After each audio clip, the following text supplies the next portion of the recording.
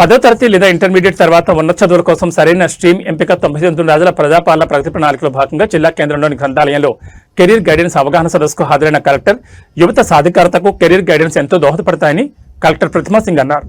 ప్రజాపాలన 99 రోజుల ప్రగతి ప్రణాళికలో భాగంగా శుక్రవారం మెదక్ జిల్లా కేంద్రంలోని గ్రంథాలయంలో జిల్లా సంక్షేమ శాఖ ఆధ్వర్యంలో యువతకు కెరీర్ గైడెన్స్ పై శిక్షణ కార్యక్రమం ఏర్పాటు చేశారు.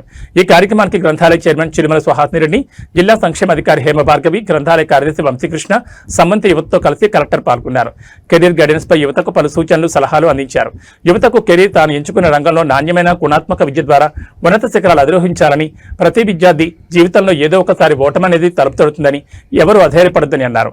ఓటమి గెలుపుకు నాంది అనే నినాదాన్ని ప్రతి ఒక్కరూ ఆచరించి మళ్లీ కష్టపడి చదివి యువత బంగారు భవిష్యత్తుకు బాటలు వేసుకోవాలని అన్నారు. విద్యార్థులు మరియు ఉద్యోగులు తమ ఆసక్తులు, నైపుణ్యాలు మరియు వ్యక్తిత్వానికి తగిన సరైన వృత్తి మార్గాన్ని ఎంచుకోవడంలో సహాయపడే ఒక వ్యవస్థీకృత ప్రక్రియ అని వివరించారు. ఇది సరైన కోర్సుల ఎంపిక లక్ష్య ఉద్దేశం మరియు ఉద్యోగ అవకాశాలు గుర్తించడంలో మార్గనిర్దేశం చేస్తుందన్నారు. జిల్లా సంక్షేమ శాఖ ఏర్పాటు చేసిన కెరీర్ గైడెన్స్ శిక్షణ మీకు ఎంతగానో దోహదపడుతుందని, మంచిగా చదువుకుని భవిష్యత్తులో ఉన్నత శిఖరాలు అధిరోహించాలని ఆకాంక్షించారు. గ్రంథాలయ చైర్మన్ చిరుమల సుహాసిని రెడ్డి మాట్లాడుతూ జిల్లా సంక్షేమ శాఖ ఏర్పాటు చేసిన ప్రజాపాలన ప్రగతి ప్రణాళిక 99 రోజుల కార్యక్రమం కెరీర్ గైడెన్స్ యువత భవిష్యత్తుకు మార్గనిర్దేశంగా పనిచేస్తుందని కొనియాడారు. ఈ కార్యక్రమంలో యువతి యువకులు, సంబంధిత సిబ్బంది తదితరులు పాల్గొన్నారు.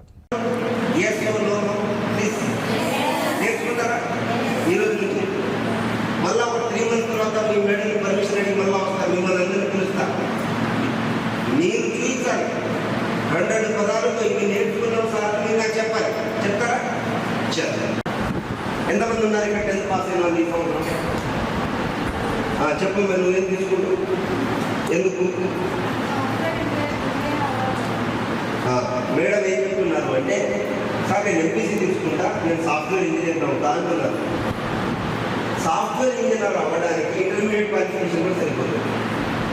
మరి అందరూ ఎంపీసీ ఈవెన్ బైపీసీ తీసుకున్నా, సిఈసీ తీసుకున్నా, హెచ్ఈసీ తీసుకున్నా సరే you can become software engineer. Only MPC. ఎందుకంటే మనకు తెలియదు.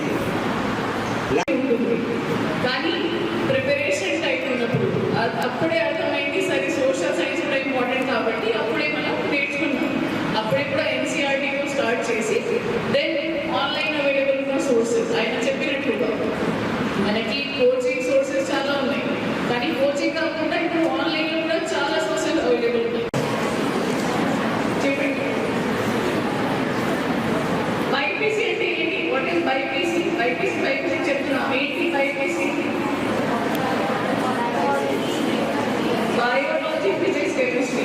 బయాలజీలో 2 ఉన్నాయి, బాటనీ, జూలాజీ 2 ఉన్నాయి. బయాలజీ, ఫిజిక్స్, కెమిస్ట్రీ బైపీసీ చెప్తున్నాం. మనం ఏ సబ్జెక్ట్ మీద ఫోకస్ చేయాలి? డాక్టర్ అవ్వాలి అంటే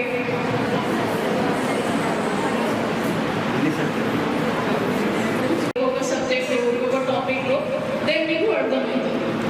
so last question student not just for UPSC, SSC exam అయినా మనకి వేరే సిఎంఈటీ ఎగ్జామ్ గురించి చెప్పారు. ఇప్పటివరకు what is your name? Okay, అన్నిట్లో ముందు చెప్పారు.